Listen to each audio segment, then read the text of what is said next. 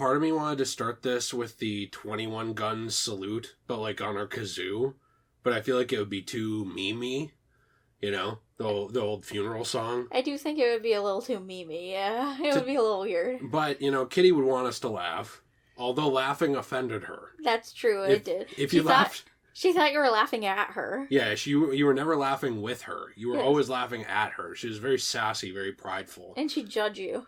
So, for anyone who hasn't seen this video, I guess, that I talked about previously, Kitty sadly passed away after 18 years. This is the cat that we have had on the channel over and over throughout the years. She was our very, very good friend. Yeah, and she was 18 years old, and she was actually slightly older than that, because I think she turned 18 in September. So she was about 18 in a month.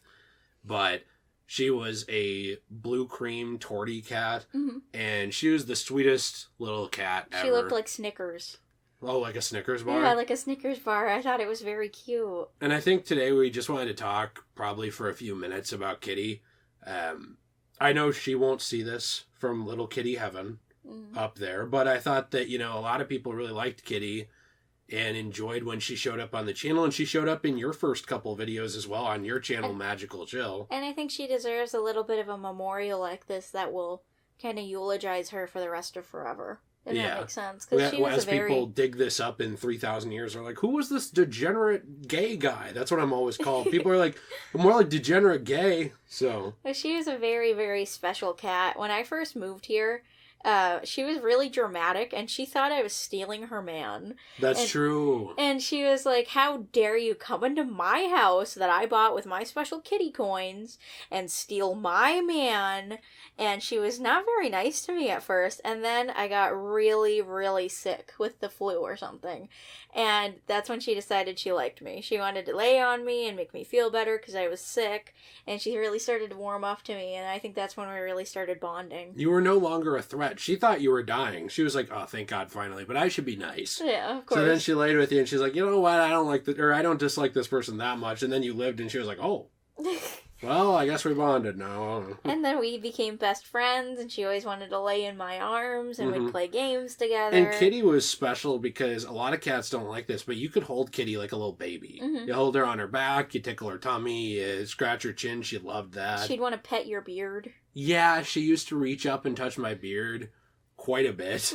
She really liked hair. And she liked to lay on your chest, like your hairy chest. That's weird. Why'd you say it like that? Well, because you have a hairy chest, and you'd take your shirt off at night, and you'd put her on your hairy chest when she was sick and cold, and she'd warm up, and she'd be so happy laying on you all night long. Well, yeah, because she got so sick back in July, you know, and they had said she had some kidney failure and stuff, and they said that most people would just put her down then. And instead, we actually spent thousands of dollars trying to take care of her, and we prolonged her life by about almost 4 months, and it was quality life. Like, I think a lot of times people think, like, you should have just put your pet down, but, like, I think a lot of people stupidly put their pet down just out of their own convenience, not actually because it's best for the pet.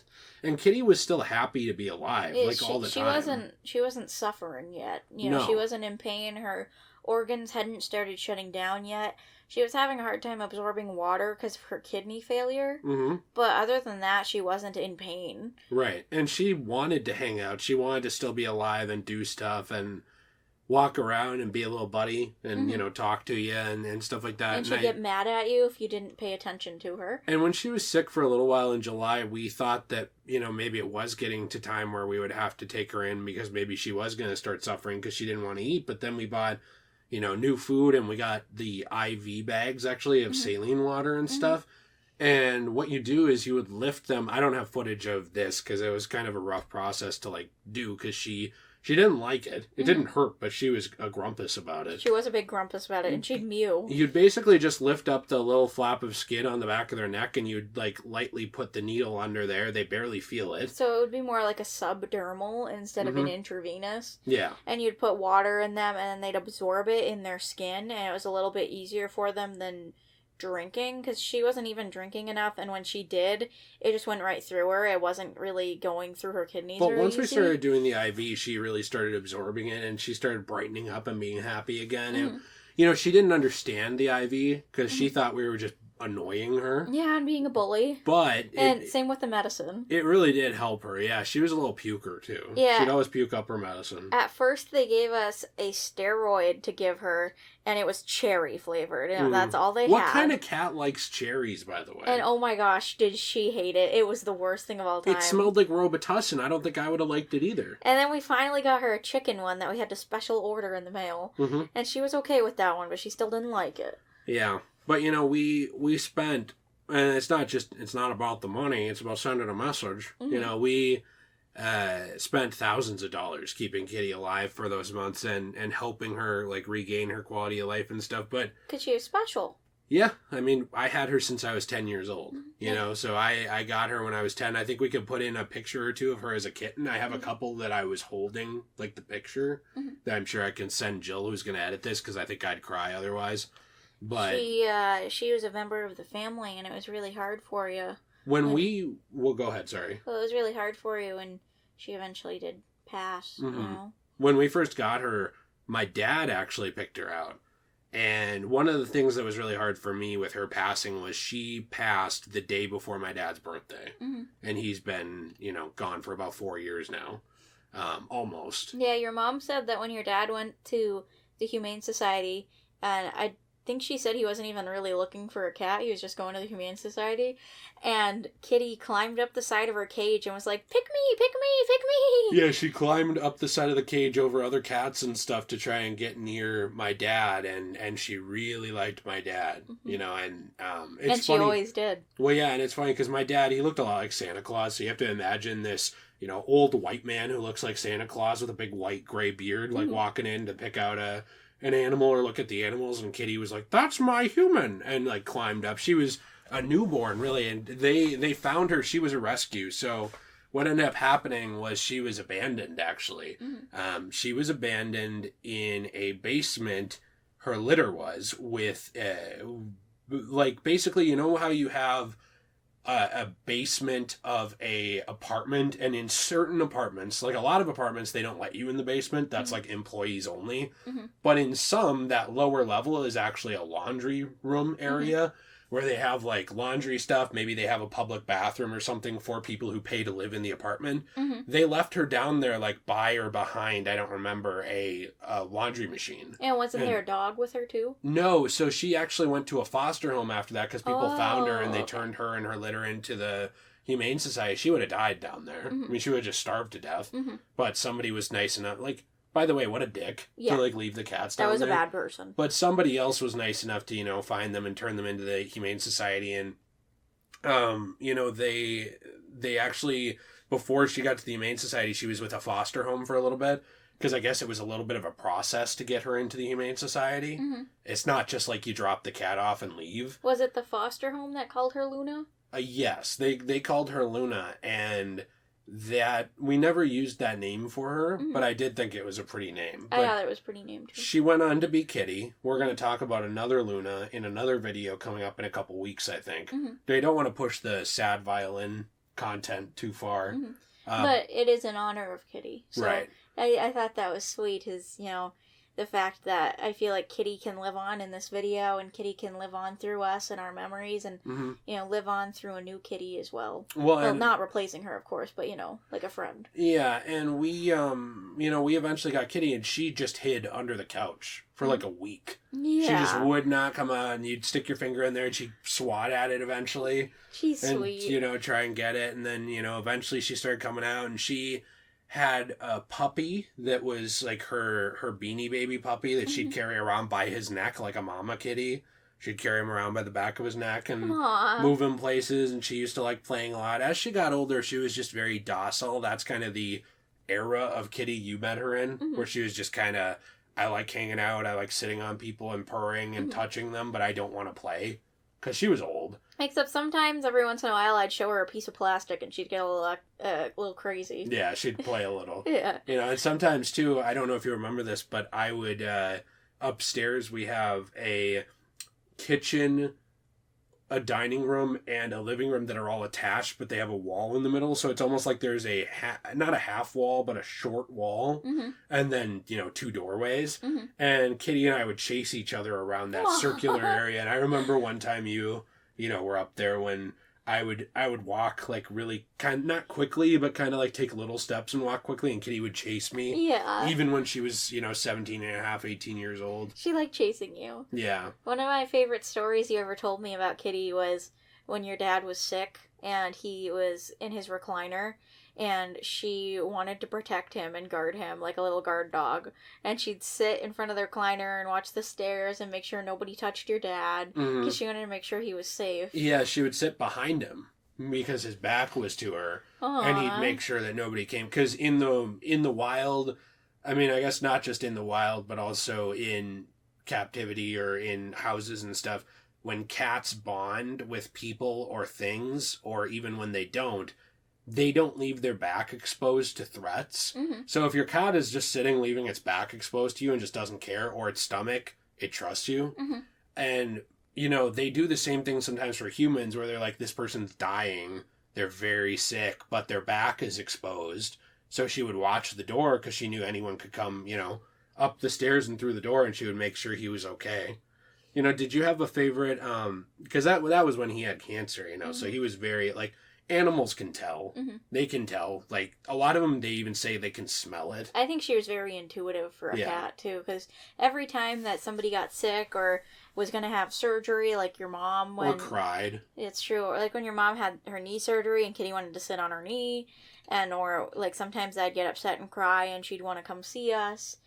She was just a very caring cat. How about the time that I fell down the stairs and you heard it was like boom, boom, boom, boom, boom, like hit every stair like a cartoon, landed, borderline hit my head, felt like I broke my arm, and I'm just sitting there writhing in pain, and I look over and Kitty's sniffing me, trying to make sure I'm all right. She was like, are you okay over there? She came down the stairs to make sure, she ran down the stairs, and when I fell down to make sure I didn't die. She probably judged you for being an idiot and falling down the stairs, though. Probably. She was a very judgy cat. Yes, she was. A very judgy cat. Do you have a favorite memory of Kitty, like, with you and your time and stuff? I know she'd always get in between your legs when you're trying to walk with stuff. One of my favorite memories is when I was kind of new here still, and it was probably a couple months into me living here, and you and Nate were recording. I don't remember what you were recording.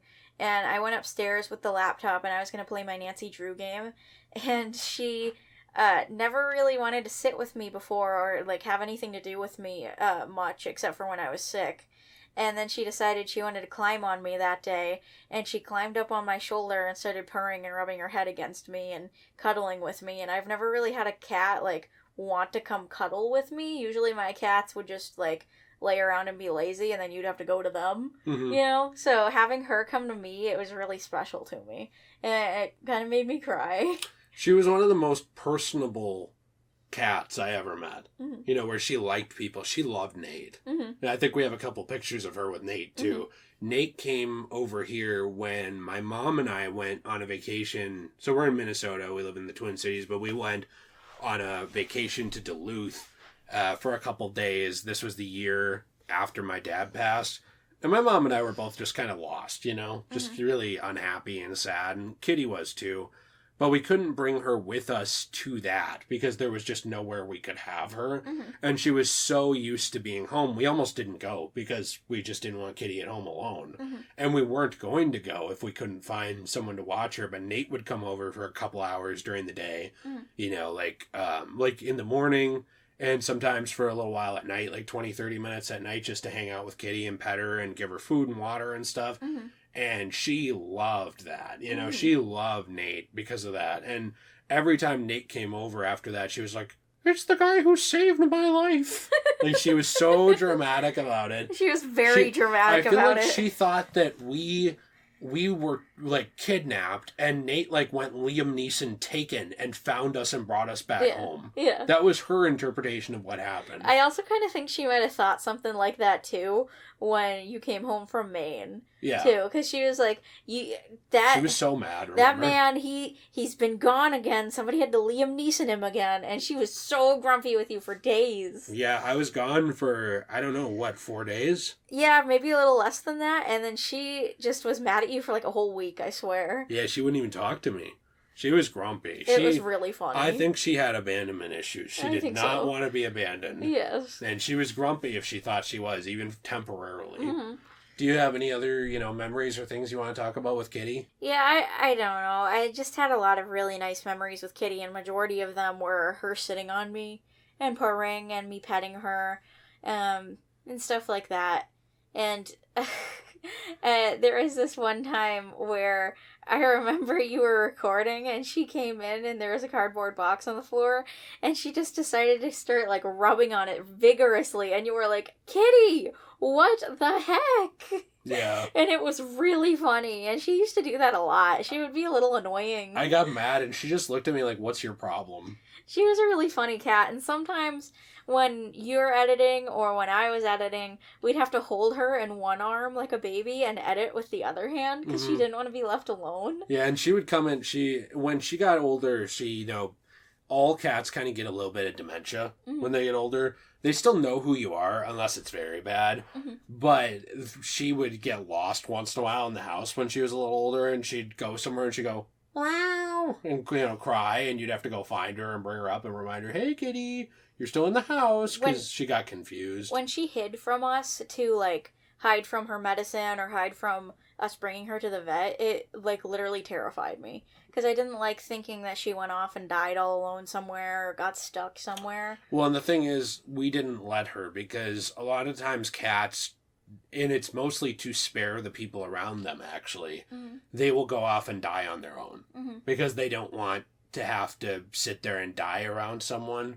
A lot of research and people think it's mainly the cat trying to look out for other cats around it or trying to look out for its human friends and stuff and not make them sad.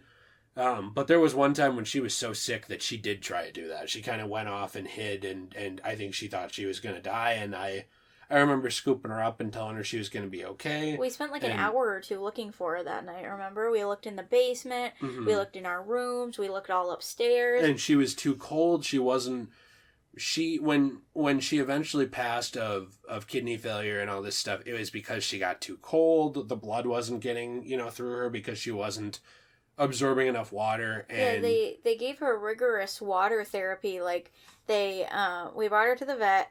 And she had a severe UTI because, a day or two before, she had started peeing all over the house. And she was a good girl. She didn't usually do that. No. And I noticed she had a little bit of blood in her lady areas. So we brought her to the vet earlier than we were supposed to. And we were like, hey, I think she's got a UTI. Can we have her checked out? Oh, and we brought her the day after you found that. So, yeah. The thing is, there will always be somebody being a prick. You could have done this. There was nothing more we could have done. We must have spent $10,000 or close to on that cat in the last couple years helping her medically. And they noticed she was dehydrated when we brought her in, even though we were giving her water almost every day. And so they gave her rigorous water therapy for a whole day. They kept her overnight and stuff. And it was very nerve-wracking because she was hospitalized and we didn't get to see her all night. And then the next day, I got a call. Yeah, we got a call, and they were like, hey, you should come in. She's not doing well. She's not absorbing water anymore. We keep giving her water, and she just keeps peeing it out and isn't really filtering it and using any of the nutrients in it, and all of her organs kind of are just holding on to all the blood and stuff, and her nose was all crusty because she just didn't really have any water in her body anymore, and her organs were shutting down. Well, and that's how she was getting the first time. I thought she'd be fine for another year. Yeah. Because she was getting that way the first time, and I had to basically nurse her back to being warm again. That's why every night I would have her lay under my blankets with me, and she would just sleep there, and it would keep her warm. And we'd keep her cat bed on our bed, and we'd put her stairs in our room. Yep, and even though she would have accidents on our bed and stuff like that, we'd always clean it up and, not be mean about it. But we dealt with it. It hit a point where, her quality of life returned to completely normal. Totally fine for almost 4 months, and then it just crashed. And yeah. I think the hardest part for me, I didn't talk about this too much in the video where I talked about being unhappy lately, but the hardest part for me was I had to hold her and look her in the eye when they gave her the shot. And, and a lot of times dogs and cats, they'll yelp once when they get the shot because it can give them a burst of energy. Mm-hmm. We didn't really know that, so we thought it hurt her. Yeah. So I'm sitting there holding her, and she's looking at me like, what are you guys doing? But she was so out of it. She barely knew who we were. She was almost comatose when we went back in, and then... She could barely hold her head up on her own. Mm-hmm. But then when I started talking to her, she opened her eyes again and looked around. And she also judged the dog that kept barking. Yeah, she was like, you're interrupting my moment. Yeah. She thought she was having her Logan moment, and she was mad that this dog was interrupting her Logan moment. I think she did kind of know she was having her Logan moment and that she was, going to go see your dad soon, and...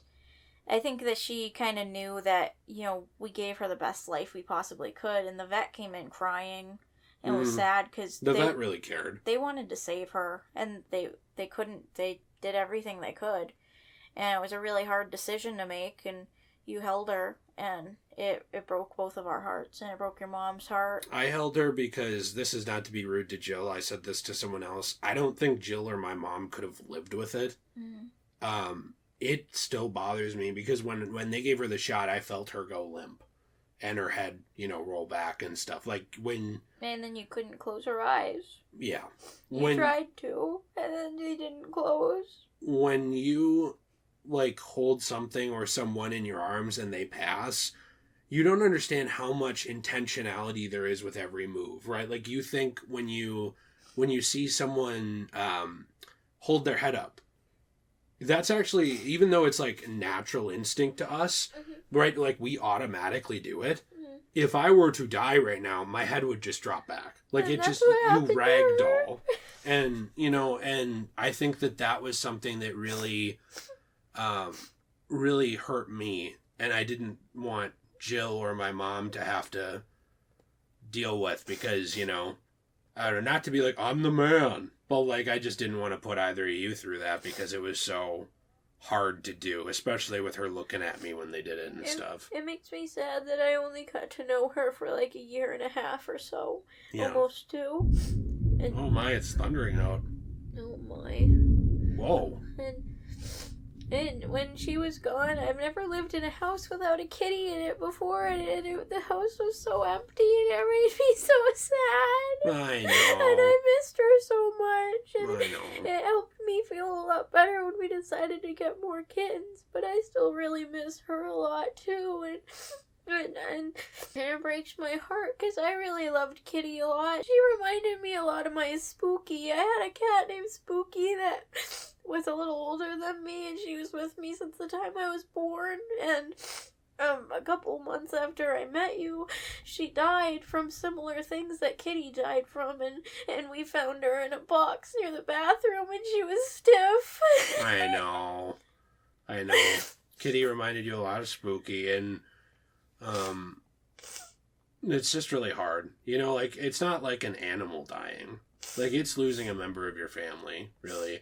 I think the heartless, sociopathic people who just don't care or think it's not are probably not very good pet owners. Because when you spend all your time with someone, whether they're a human or a little mini human with fur, like Kitty was, that's a member of your family, and it's really hard. But that's why, even though, it's sad and really hard, we want to remember Kitty, a positive way and in a happy way, for who she was. I talk about this, I've talked to Jill about this with my dad before. My dad wasn't like the husk of a corpse who was still breathing at the end of his life when he had chemotherapy. My dad wasn't that guy. You know what I mean? That was like a shell of what was left of him. I believe, his soul and everything, same thing. But the outside, that wasn't him. Yeah. And Kitty was not the little, She wasn't herself. Her meow even sounded different. She wasn't her. She was just done. She couldn't keep fighting. And they said, that the reason that she lived so long was because she loved us so much. That the cats with health issues, they don't live that long. When they have those health issues, she had health issues for a few years off and on. It reminded me a lot of how my grandma started to die of having a lot of dementia and stuff and problems with her brain from having strokes. And she didn't really remember anybody at the end. I think she remembered my dad and she wasn't really the same person anymore. I can tell you what, if I was going to remember one person, it would not be him. I'll tell you that right now, and that's all I'm going to say about him.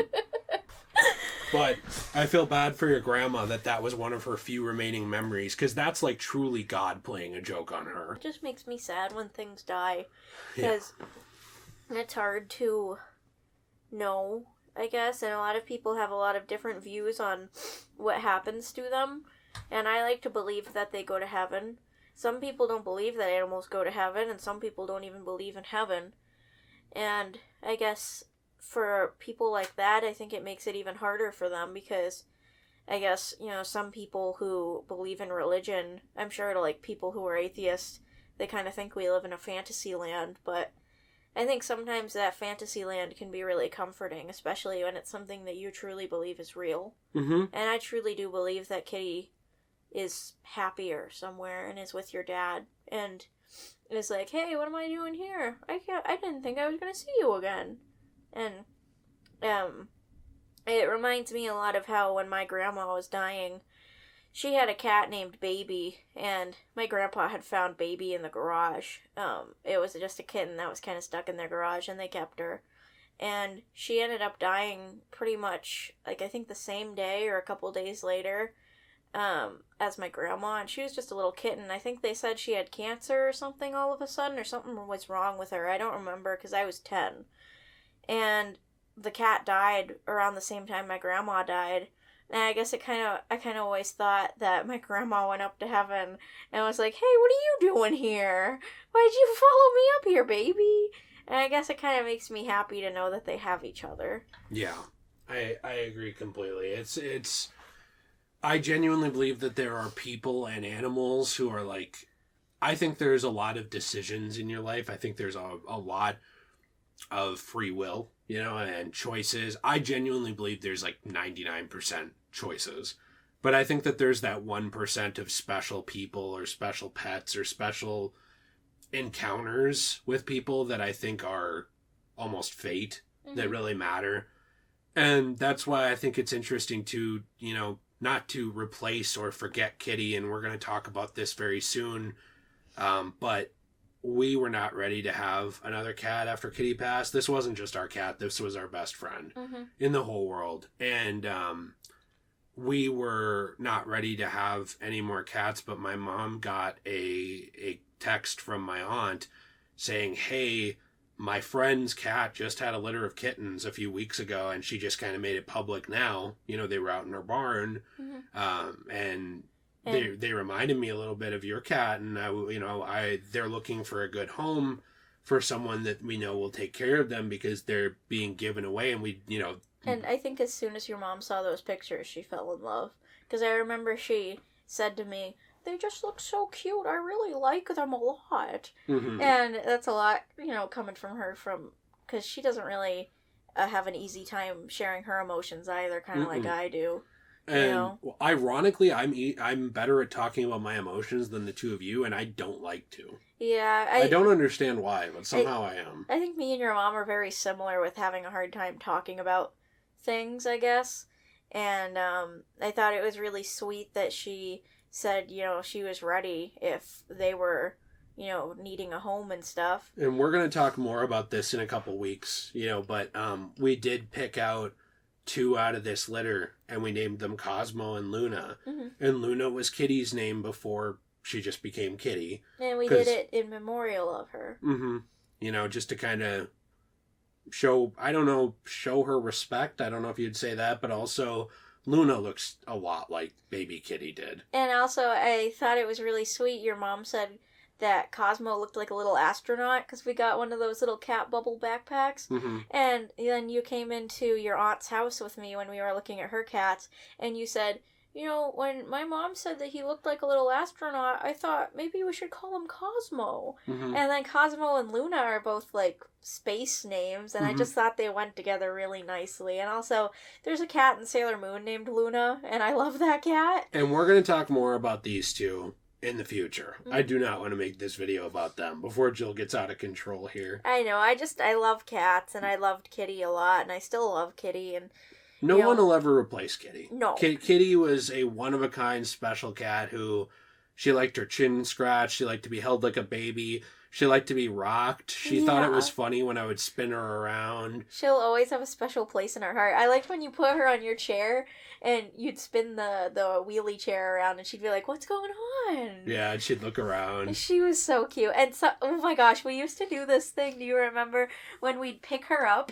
and then we'd cover her eyes and then we'd put her down in a different part of the house and she'd be like, how did I get here? Yeah, we would play with Kitty by making her think that we teleported her. Yeah. And she thought she was Nightcrawler because we would pick her up, cover her eyes, and then I would quietly tiptoe 2 rooms over and I'd set her down and uncover her eyes and she'd be like, what the heck? And was looking around like, how did I teleport here? Yeah, she was like, oh my gosh, this is crazy. How did I get here? Eventually, when she was getting a little too confused, though, we stopped doing that because we didn't want to mess with her head. Yeah, but she thought it was fun for a while. It was funny when she was more with it. Yeah. Yeah. And I ended up doing kind of the same tactic when we had to put her in her box for the vet. I'd close her eyes like with my hand. And then I put her in her box, because otherwise, if you didn't and she saw the box coming, she would put all 4s out and not let you put her in there. Yeah, she'd do the splits. Yeah, she'd do the splits like a bad cat. You kind of have to put her in from her back, almost. Yeah, so I thought it was just easier to close her eyes and put her in, and then she'd be like, wait a minute, I've been betrayed! She was really funny, but she was so curious all the time, and such a loving cat. I don't know, do we have any more to add to this? It's over half an hour, Julie. I don't know. I guess probably not, but, you know, she will always mean a lot to me, and she'll always be one of the nicest cats I've ever known. Yeah. And I guess, for me, I also am really happy that we got to take 2 kitties who really needed a home, and that it was kind of the right time for it, you know, because even though Kitty's passing is very sad, the silver lining of it is if she hadn't have gone recently, then we wouldn't have been able to give these cats a home, and who knows where they could have ended up, you know? Yeah, that's true. And if she hadn't gone, she would be in pain. She would be. She would be in a lot of pain, and it would be letting her suffer. Yeah, and you know what? I think for humans, I know that this is not to start a debate here randomly. I think for humans, that's one thing, because they can choose. Mm-hmm. Like, for me, for being a human, I would hold on to dear life for as long as possible, unless it got horrid, you know? Yeah. But there are some people who don't want that, and they can make that decision for themselves. The thing with pets that's very hard is they don't speak English or Japanese or Chinese or whatever. Like, they don't speak these, I guess I should say Mandarin Chinese or whatever. Like, they don't speak these our languages, so you have to just kind of figure out what's going on and make sure that it's time or not time. And I really don't believe it was until now. Yeah. You know, I think that she just hit the end of what she could deal with, and it would have been mean to keep her alive. I think she, instead of passing, you know, when she should have, her little body would have kept fighting, and she would have just hurt and been stuck in it. Yeah. And that's not the kind of ending we wanted for Kitty. That's not what we wanted for her. We wanted it to be peaceful. Mm-hmm. And she got a peaceful and happy ending with us loving her and showing her how much we cared about her.